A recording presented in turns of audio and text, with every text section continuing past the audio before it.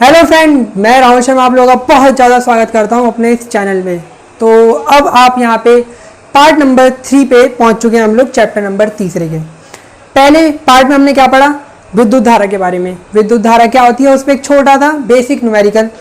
दूसरे पार्ट में drift velocity अनुगमन वेग के बारे में पढ़ा और किसी चालक में इलेक्ट्रॉन किस तरीके से व्यवहार करते हैं या विद्युत धारा किस तरीके से बहती है वो हमने पढ़ा। अब क्या पढ़ेंगे यहाँ पे? अब देखो छोटे से टॉपिक हैं, दो टॉपिक हैं छोटे से।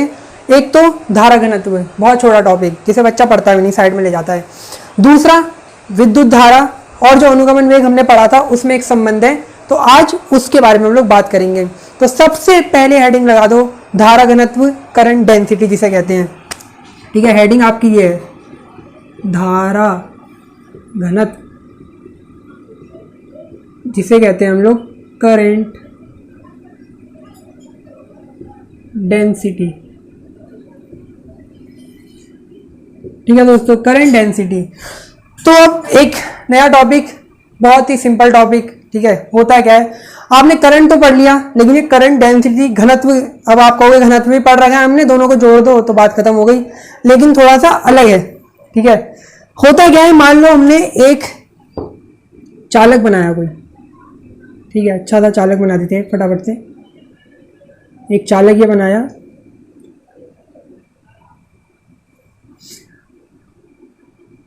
कहानी सारी चालक में ही देखो चल रही है पूरी करंट की। तो चालक नाम तो अभी आपको याद ही हो गया होगा अच्छा करके, होता क्या है, और पहले से भी होना चाहिए था। तो एक चालक बना दिया मैंने। अब इसका एक क्रॉस सेक्शन ले लेते हैं। चलो यहाँ पे ले लिया इस क्रॉस सेक्शन, ये यानी कि अनुप्रस्थ काट इसकी। ठीक है, काटने वाली काट नहीं, अनुप्रस्थ काट। तो एक इसका अनुप्रस्थ काट ले लिया, यहाँ पे एक पॉइंट मान लिया अपनी तरफ से। ठीक है, अब होता क्या है, करंट डेंसिटी किस तरीके से डिफाइंड होती है यार, मतलब है क्या बवाल। एक चालक बना दिया, उसके अनुप्रस्थ काट पे एक पॉइंट ले लिया, कोई भी पॉइंट ले लो, इस पॉइंट को मैंने पी पॉइंट कह दिया, पी पॉइंट। तो अब क्या होगा, इस पॉइंट के चारों तरफ एक क्षेत्रफल बना दो छोटा सा। अब यहाँ पे बन नहीं रहा है, लेकिन मान लो ये जो डार्क मैंने कर दिया है वो छोटा सा क्षेत्रफल हो गया। इसे थोड़ा और बड़ा बना देता हूं मैं ढंग से। ये बड़ा सा अपना अनुप्रस्थ काट, यहाँ पॉइंट P, इसके चारों तरफ एक एरिया ले लिया मैंने, DA वेक्टर। ठीक है, DA छोटा सा एरिया। तो होता क्या है, करंट डेंसिटी बना तो दिया, बताओ भी तो होता क्या है। तो देखो किसी भी अनुप्रस्थ काट में, ठीक है, उसके पास एक पॉइंट मान लो, उस पॉइंट के चारों तरफ एकांक क्षेत्रफल से, ध्यान से सुनना बात, किसी भी पॉइंट के चारों तरफ एकांक क्षेत्रफल, यहाँ पे डीए मान के चल रहा हूं, एकांक क्षेत्रफल कोई भी हो सकता है। एकांक क्षेत्रफल में से निकलने वाली विद्युत धारा को हम लोग क्या बोल देते हैं, धारा घनत्व। ठीक है, आपने एक पॉइंट मान लिया, उस पॉइंट के चारों तरफ एकांक क्षेत्रफल। अब मैं ये देखना चाह रहा हूं कि एक छोटे से क्षेत्रफल में से कितनी विद्युत धारा निकल रही है, तो उसको अब मैं धारा घनत्व कह दूंगा। आखिरकार मैं ये देखना चाहता हूं कि भैया एक बड़ा सा कमरा तो है, छोटे से एरिया में से कितना करंट पास हो रहा है, तो वही चीज धारा घनत्व कहलाएगी। क्लियर होगी बात? परिभाषा लिखने स्टार्ट कर दूं? ठीक है, तो लिख देता हूं यहाँ पे, किसी, ये परिभाषा लिख रहा हूं मैं धारा घनत्व की, किसी बिंदु के परिता, परिता मीन्स चारों ओर, किसी बिंदु के परिता एकांक क्षेत्रफल में से लंबवत गुजरने वाली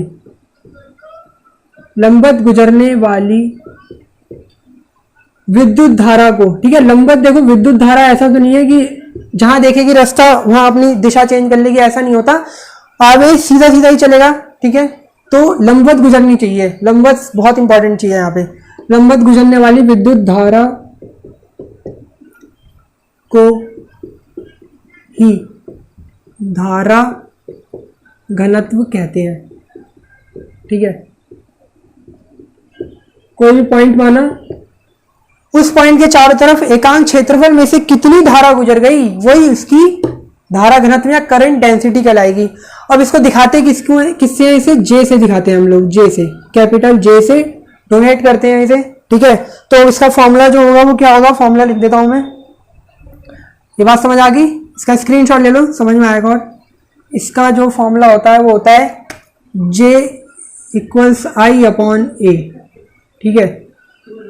J is equal to I upon A इसका फॉर्मूला होता है एकांक क्षेत्रफल में से गुजरने वाली विद्युत धारा धारा घनत्व कहलाती है, ठीक है। मात्रक बताओ इसका, ampere per metre square. Ampere हो गया विद्युत धारा का मात्रक, और क्षेत्रफल का मात्रक नहीं आता तो निकल जाओ यहाँ से 1 मिनट के अंदर अंदर, क्योंकि मीटर स्क्वायर होता है, बच्चे को पता है। तो एम्पियर पर मीटर स्क्वायर। अब एक चीज देखो, ये जो है वो एक सदिश राशि होती है, सदिश राशि। अब आप कहोगे कि विद्युत धारा तो सदिश नहीं थी, लेकिन ये भी तो एक तरीके से विद्युत धारा ही है। अगर मैं J इज इक्वल टू आई लिख दूं एकांक क्षेत्रफल के लिए, A बराबर 1 मीटर स्क्वायर के लिए, तो क्या गलत लिख दिया? अरे J विद्युत धारा ही है एक तरीके की, बस क्षेत्रफल से रिलेट करते हुए देख रहे हैं सभी कि कितने क्षेत्रफल में से कितनी निकल गई धारा, फिर भी ये सदिश राशि। कैसे? तो आओ समझते हैं इधर। इसे मिटा देता हूं फटाफट, ठीक है। मात्रक लिख लिया, किस तरीके डोनेट करते हैं, फॉर्मूला क्या होता है, राशि है सदिश, लिख लो। अब आगे बात करता हूं कि सदिश राशि क्यों है, तो ध्यान से देखना, ठीक है। अब मैं फिर से वही एक डायग्राम बना रहा हूं आपके लिए,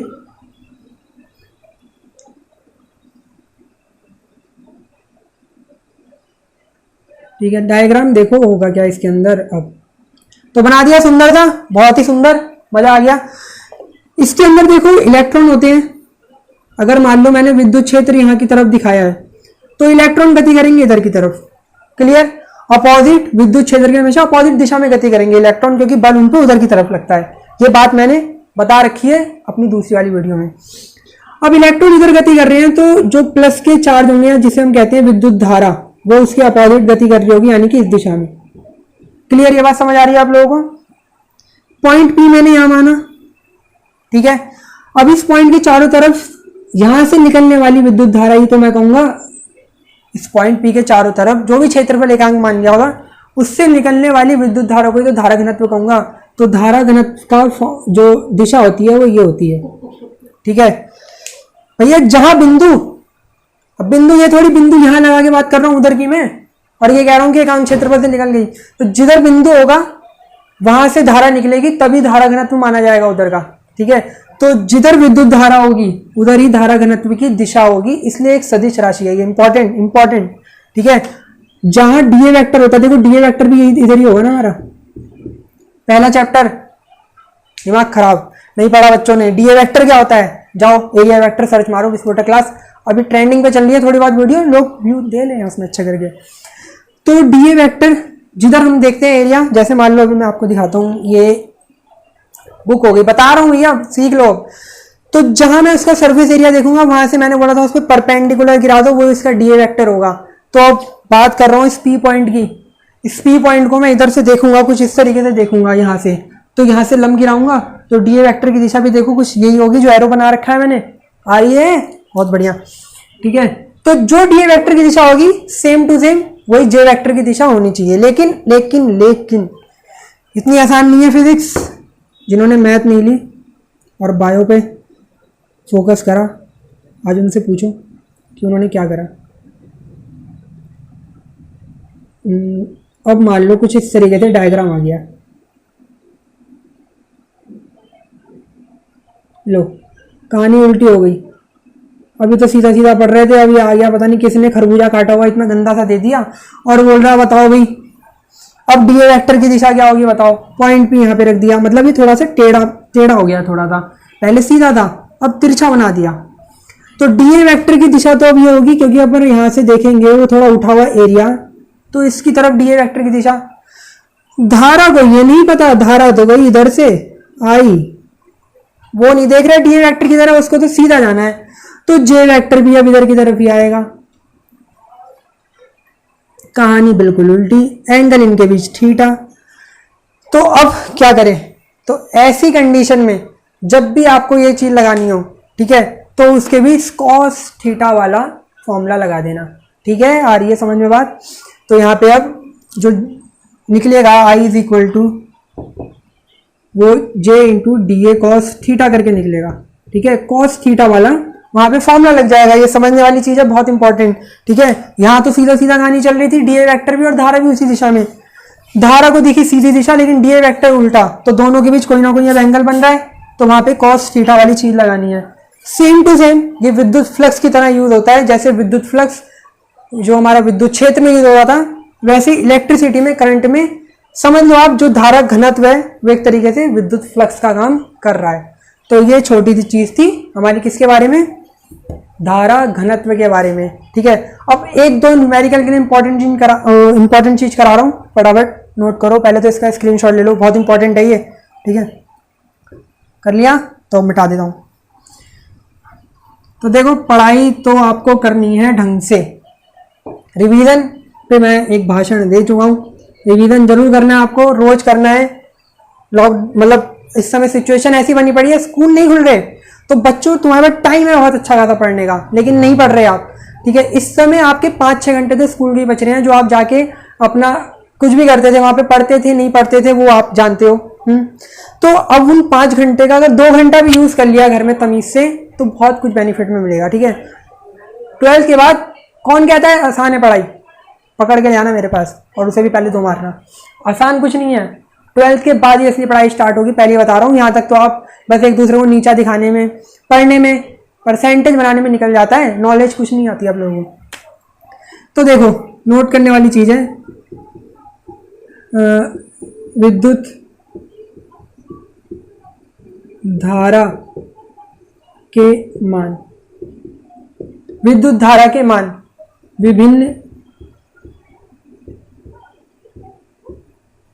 विभिन्न स्थितियों में,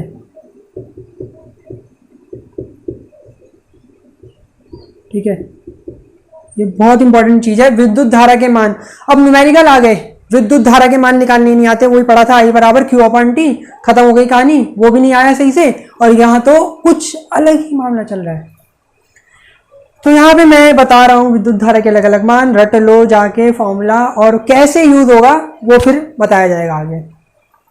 पहली कंडीशन है, हम बात कर रहे हैं यहाँ पे एक सरल रेखा वाली चीज की, जिसे हम कहते हैं ट्रांसलेटरी मोशन, ठीक है। ट्रांसलेटरी मोशन यानी कि सीधी सरल रेखा में जो बात चल रही है उसके बारे में यहाँ पे बात हो रही है। इसमें भी पहली पॉइंट, अगर मान लो कहीं n पार्टिकल है, n particle means small n कण, और हर एक पे आवेश q है, ठीक है। मान लो किसी चालक के अंदर स्मॉल n कण है या आवेश, और हर एक पे वो q आवेश लेके चल रहे हैं। मान लो 10,000 हैं, तो हर एक पे q आवेश है अपना अपना, और वो स्मॉल t समय में किसी भी एरिया से यानी किसी क्षेत्रफल से पास हो रहे हैं, तो वहां पे विद्युत धारा निकालने का फॉर्मूला होता है ये, डब्बे में पैक कर लो इसे। n कण, n particle having charge q each, ठीक है, passing any cross section area in time t, यानी कि स्मॉल t समय में स्मॉल n कण जिनके पास प्रत्येक पे q चार्ज है, वो किसी क्षेत्रफल से पास हो रहे हैं, तो वहां विद्युत धारा जो करंट है वो इस वाले फॉर्मूले से आएगी, ठीक है। फॉर्मूला कुछ नहीं है, हम लोगों ने पढ़ रखा है, ठीक है। अब उसके बाद बात करते हैं हम लोग किस चीज की, सेकंड पॉइंट हमारा। अब मान लो वही n पार्टिकल यानी कि n कण, हर एक पे आवेश q, n कण और आवेश q हर एक पे, अब वो पास हो रहे हैं किसी a क्षेत्रफल से, ठीक है, और कितने टाइम में, स्मॉल t समय में, स्मॉल t समय में पास हो रहे हैं। तो अब विद्युत धारा कितनी बनेगी, I इज इक्वल टू वो बनेगी n a इंटू क्यू। देखो t समय का तो कोई यहाँ पे यूज ही नहीं है, क्योंकि जब I की जगह मैं यहाँ पे रखूंगा तो t से t कट जाएगा, तो मेरे पास में t 10 सेकंड 20 सेकंड कितने सेकंड में चलूं, धारा के मान में रखते साथ ही वो t से t कटना है बार में, तो यहाँ मैं 1 सेकंड भी लिखता तो भी कोई प्रॉब्लम नहीं, t सेकंड में लिखूं तो भी कोई प्रॉब्लम नहीं, तो कुछ ये विद्युत धारा मिलेगी। देखो न्यूमेरिकल के लिए बहुत ज्यादा इंपॉर्टेंट है ये, समझ लो आप लोग, ठीक है। आपको कुछ एक कंडीशन दी होगी, फटाफट निकाल दोगे आप लोग, फटाफट। थर्ड कंडीशन देखो, अब इलेक्ट्रॉन या n पार्टिकल, ठीक है, हर एक पे चार्ज q, a क्षेत्रफल से निकल रहा है स्मॉल t समय में, और वो भी अनुगमन वेग vd से, अब भैया इलेक्ट्रॉन की बात कर लेते हैं। यहाँ पे इलेक्ट्रॉन पता है कैसे होते हैं, देखा है कभी? नहीं देखा होगा, देखना भी। तो होता है क्या है, n इलेक्ट्रॉन मान लिया उसके एकांक क्षेत्रफल में, सॉरी एकांक आयतन में, हर एक पे चार्ज q। लेकिन अब इलेक्ट्रॉन की बात कर रहा हूं तो इलेक्ट्रॉन पे चार्ज स्मॉल e होता है, ये भी पता आप लोगों को, ठीक है। a क्षेत्रफल से निकल रहा है t समय में, और अब इलेक्ट्रॉन गति कर रहा है तो अनुगमन वेग vd से ही गति कर रहा होगा वो चालक के अंदर, पता है, पढ़ाइए दूसरी वीडियो जाके देखो, लिंक दे दिया जाएगा नीचे दोनों वीडियो का इस चैप्टर के। तो अब विद्युत धारा कितनी बना देगा वो, I is equal to N A we D into e. Most important, अभी इसी पे डेरिवेशन कराऊंगा अगला, इसी पे ही। विद्युत धारा और धारा घनत्व, करंट एंड ड्रिफ्ट वेलोसिटी में रिलेशन है ये, या एकदम बता दिया इसके अनुसार, ठीक है। तो बहुत इंपॉर्टेंट है ये, आपको एकदम डायरेक्ट भी आना चाहिए ये चीज। टी देखो फिर यूज नहीं हुआ, क्योंकि अगर आई की जगह मैं यहाँ पे रखूंगा तो टी से टी कट जाएगा, तो कोई यूज में नहीं है वो चीज।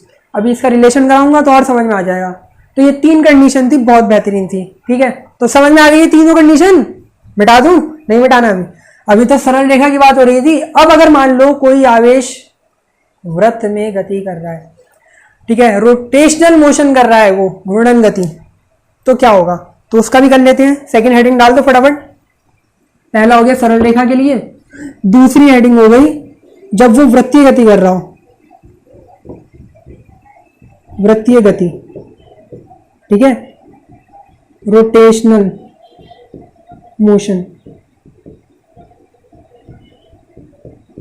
जब वो रोटेशनल मोशन कर रहा हो, तो देखो जब वो रोटेशनल मोशन करेगा तो I is equal to F into E लगा दो बस, और I is equal to N, N यहाँ पे मैंने दिखा रहा, नहीं तो फिर आप एन को समझोगे इलेक्ट्रॉन की संख्या है, वो नंबर ऑफ इलेक्ट्रॉन नहीं, ऐसा नहीं है, म्यू इंटू ई लगा दो, जहां एफ या म्यू इज इक्वल टू आवृत्ति। अब ये भी नहीं पता आवृत्ति, फ्रीक्वेंसी,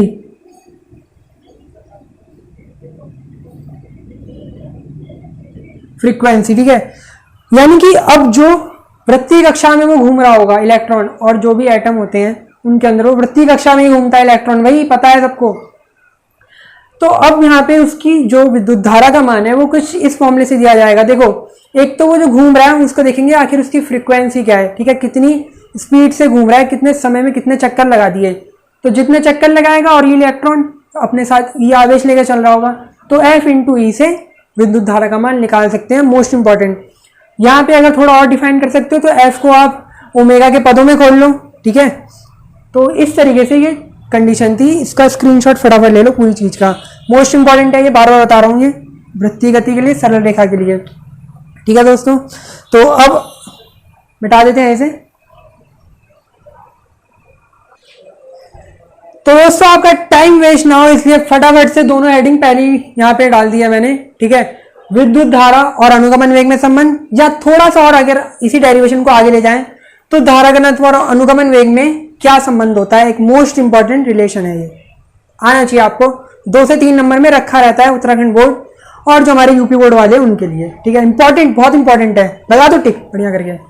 तो किस तरीके से स्टार्ट करना है, देखो आप अनुगमन वेग पढ़ के आए हो, विद्युत धारा पढ़ के आए हो, इस वाले को भी भूल जाओ, बाद में देखेंगे, नीचे लिखा है तो नीचे की तरह ही ट्रीट करेंगे इसे भी अच्छा करके, ठीक है। तो करना क्या है, विद्युत धारा, सबसे पहले विद्युत धारा। अब विद्युत धारा कहीं नाम आता है तो उससे पहले आपको इसके बेसिक्स में जाना चाहिए। देखो डेरिवेशन रटना नहीं है, रटने वालों की तो जगह भी नहीं है इस वीडियो में, निकल जाओ पहली फुर्सत में।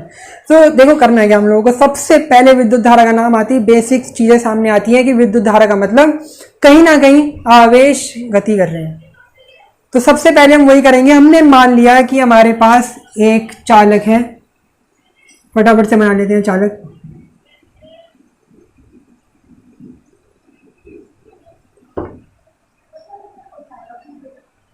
अच्छा सा चालक बनाते हैं, छोटा सा,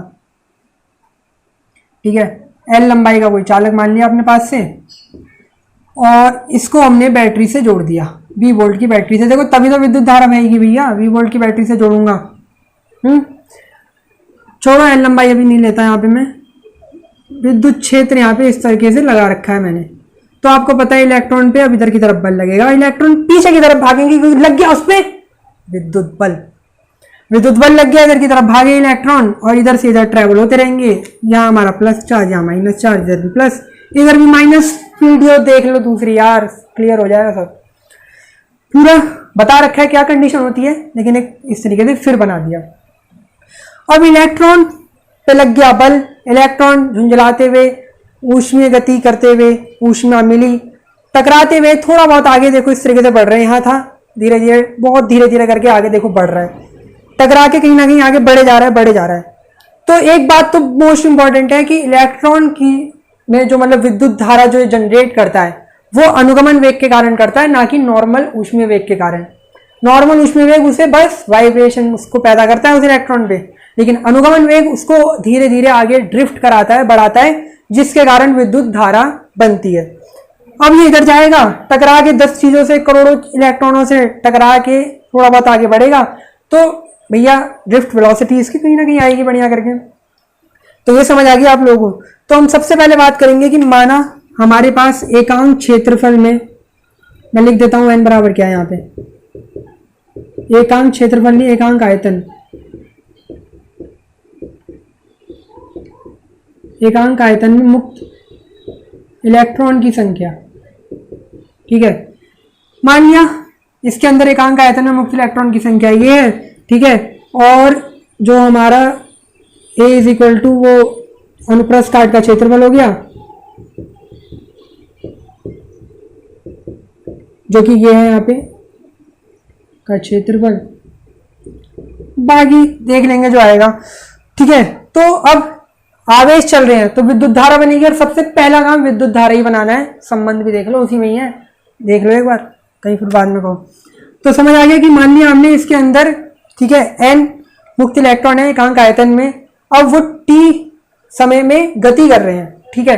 t समय में गति कर रहे हैं, क्यों गति कर रहे हैं, विद्युत क्षेत्र लग गया भाई, और गति करेंगे पागलों की तरह आपको। तो कितनी विद्युत धारा बनेगी, I is equal to Q upon T, समीकरण नंबर 1। इक्वेशन 1 बना के खत्म, कहानी यहीं छोड़ दी, ठीक है। आई बात समझ में। इसके अंदर इलेक्ट्रॉन लगाया, विद्युत क्षेत्र, बैटरी से जोड़ा, गति करने लग गए, गति करेंगे विद्युत धारा बनेगी, जिसका कुछ ये फॉर्मूला होता है। क्लियर बात। अब आप कहोगे एन भी तो थे, हमने तो क्यू मान के चल लिया, तो भी आगे आएगा ना, अभी खत्म का हो गया, जल्दबाजी नहीं करनी। देखो समझना है, ढंग से समझना है। अब मुझे ये क्यू आवेश का मान चाहिए, अगर मान पता चल जाए तो बात ही खत्म सारी, क्योंकि ड्रिफ्ट वेलोसिटी भी तो चाहिए मुझे, ठीक है। अब मैं देखूंगा आखिर उसके अंदर जो आवेश गति कर रहे हैं, इतने सारे आवेश हैं भाई, n एकांक आयतन में मुक्त इलेक्ट्रॉन, तो क्या माने उन आवेशों का। यहाँ क्यों मान के तो चल रहा हूं, लेकिन क्यों की असल में वैल्यू क्या है उसके अंदर, तो वो बात करेंगे हम लोग। देखो तो अभी मैंने बोला कि मान लो n कण है, उसके अंदर n इलेक्ट्रॉन है, मुक्त इलेक्ट्रॉन, ठीक है। स्मॉल t समय में, ध्यान रखना इस बात को नोट भी कर लो, क्योंकि देखो यहाँ पे मैं ये थ्योरी लिखवा नहीं सकता इतनी, तो इसलिए बोल रहा हूँ, समझो इसे। ट्यूशन की बात अलग है, लिखवानी पड़ती है। तो n इलेक्ट्रॉन मुक्त इलेक्ट्रॉन हो गए स्मॉल t समय में, a क्षेत्रफल में से क्या कर रहे हैं, पास हो रहे हैं। स्मॉल t समय में a क्षेत्रफल से पास हो रहे हैं, तब वहां पे इलेक्ट्रॉन कितने होंगे, सॉरी आवेश कितने होंगे, Na इंटू टी, ठीक है। अब मैंने बात करा इलेक्ट्रॉन पे आवेश कितना होता है, इलेक्ट्रॉन पर आवेश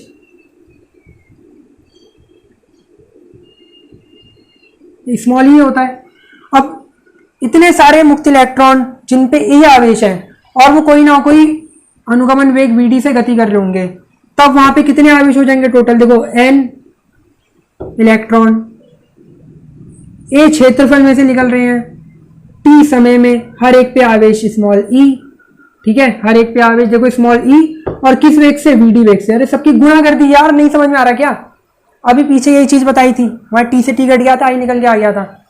भैया n इलेक्ट्रॉन t समय में गति कर रहे हैं, a क्षेत्रफल से निकल रहे हैं, और दोनों अपने साथ कुछ ना कुछ वेग और कुछ ना कुछ आवेश लेके, सॉरी दोनों नहीं, सारे जितने भी हैं यहाँ पे कुछ ना कुछ आवेश और कुछ ना कुछ वेग लेके निकल रहे हैं। ऐसे समझो, छोटी क्लास में पढ़ के आए थे, अगर एक वस्तु पे आवेश क्यू है, तो वहां वस्तु अगर मैंने एन रख दी तो एन पे आवेश कितना हो जाएगा, एन इंटू क्यू।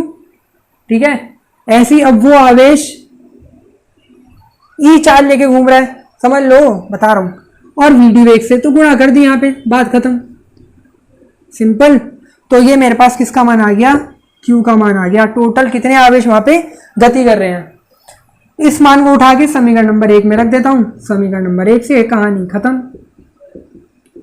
समीकरण नंबर 1 से I is equal to N, Q की जगह देखो मान रख रहा हूं N A T V D into E और अपॉन टी, देखो टी से टी कट गया, आंसर आया I is equal to N A we D into E, जो मैंने अभी पिछले उसमें आपको बताया इंपॉर्टेंट, निकल के डायरेक्ट देखो वही चीज आई, लेकिन शॉर्ट में कहानी खत्म कर दी।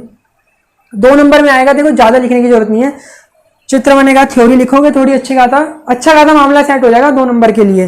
और फिर हमें अपनी इंटेलिजेंस इतनी नहीं दिखानी, जहां पे 2 नंबर में काम चल रहा है तो क्यों वहां पे दिखाऊं अपनी इंटेलिजेंस इतनी कि देखो मुझे इतना आता है, मुझे 2 नंबर 3 इसमें देगा, नहीं देगा। 2 से ज्यादा तो मिलने के नहीं रहे, हाँ 1, 1.5, 0 के पूरे चांस रहते हैं, वो आप पे डिपेंड करता है, समझ गए। तो ये पहली चीज हो गई खत्म। अगर आपसे पूछे धारा विद्युत धारा अनुगमन वेग में संबंध, तो वो ये आता है, तो ये पहला खत्म हो गया। लेकिन अगर पूछे धारा घनत्व और अनुगमन वेग में संबंध, तो इसी के आगे और चल लो, ठीक है। अब आपसे इधर से बात कर रहा हूं मैं, ठीक है, यहां तक कहानी खत्म। अब मैं सेकंड पार्ट कर रहा हूं इसका। हमें पता है J इज इक्वल टू क्या होता है, I अपॉन ए, इसे इक्वेशन 2 बना लो। देखो यहां तक तो आना है आपको, अपनी गाड़ी लेके यहां तक आना है, उसके बाद अगर यहां पूछ ले तो इसके आगे बढ़ जाओ, भी एक स्टेशन और आगे बढ़ जाओ, क्या जा रहा है। तो समीकरण नंबर 2 से I का मान उठा के रख दो, I का मान रख रहा हूं समीकरण से, तो J is equal to N A we D into E upon A से ए कट जाएगा, तो J is equal to N V D into E, ये संबंध आएगा आपका धारा घनत्व और अनुगमन वेग में, ठीक है दोस्तों। तो ये पूरा का पूरा आपका मैंने बता दिया किस तरीके से संबंध है और क्या धारा घनत्व था। तो क्या हो गया, अब ये वीडियो खत्म हो गई। अगली वीडियो पे जब बात करूंगा, मोस्ट इंपॉर्टेंट ओम का नियम 10th में पढ़ के आए थे, लेकिन ओम के नियम को पढ़ते पढ़ते जो एक चीज आएगी वो बहुत ज्यादा इंपॉर्टेंट आएगी, ठीक है। हमें अनुगमन वेग के आधार पे ओम का नियम प्रूफ करना है, किस तरीके से करा होगा। तो बहुत इंटरेस्टिंग वीडियो होने वाली है आगे की भी। सबसे पहले इसका स्क्रीनशॉट ले लो ढंग से, थ्योरी वोरी कर लेना, इंपॉर्टेंट है, बहुत इंपॉर्टेंट है, बहुत ज्यादा इंपॉर्टेंट है, ठीक है। तो आगे की वीडियो आती रहेगी, इसे शेयर करो, चैनल को सब्सक्राइब करो, 12th वालों को बताओ, ठीक है। Thank you.